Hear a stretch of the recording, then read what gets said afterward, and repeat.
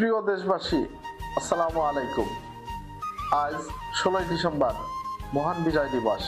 এদিনে আমরা সবাই গভীর শ্রদ্ধার সাথে স্মরণ করি 71 ও 24-এর সকল বীর যোদ্ধা ও শহীদদের। জানাই মনির গ্রুপের পক্ষ থেকে আন্তরিক শুভেচ্ছা ও বিনম্র শ্রদ্ধা ও ভালোবাসা।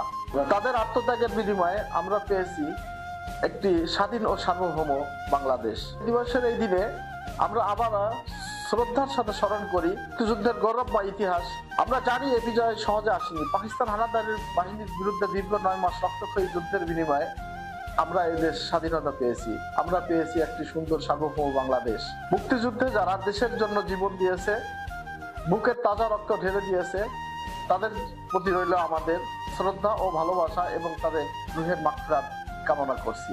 তাদের এই আত্মত্যাগ আমাদের চিরকালই অনুপ্রেরণা হয়ে থাকবে।